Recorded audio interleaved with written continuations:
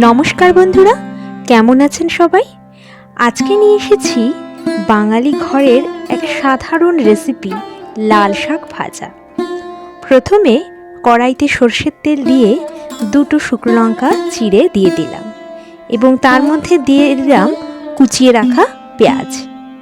পেঁয়াজটা হালকা লাল করে ভেজে নেব।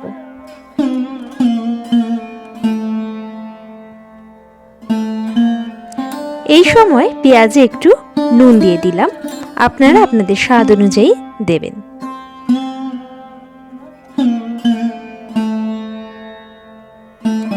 পেঁয়াজটা হালকা লাল হয়ে এসেছে, এবার আমি দিয়ে দেব কুচিয়ে রাখা লাল শাক।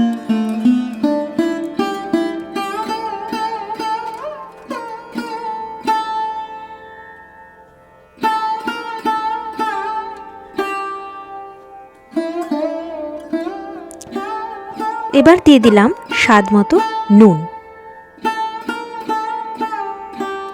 ভালো করে এই সময় শাকটাকে নেড়ে নেব যাতে নুনটা পুরো শাকের সাথে মিশে যায়।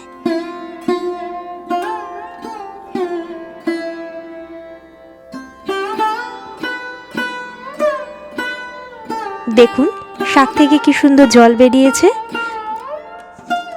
এই জলেই কিন্তু শাকটা আস্তে আস্তে সিদ্ধ হয়ে যাবে।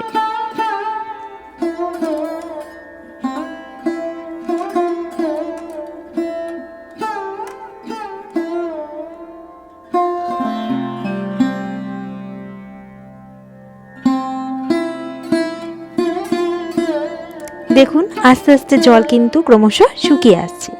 এই পর্যায়ে আমি যোগ করব হলুদ গুঁড়ো।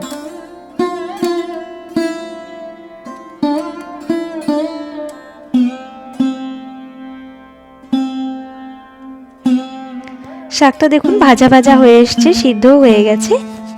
এই সময় আমি দিয়েছিলাম সামান্য চিনি। শাকটা ভাজা হয়ে এসেছে, এটাকে আমি তুলে নেব। আজকের এই সাধারণ এবং খুব সহজ রেসিপিটি আপনাদের কেমন লাগলো জানাবেন এবং আপনার এই ইউটিউব পরিবারের সাথে থাকবেন। ধন্যবাদ।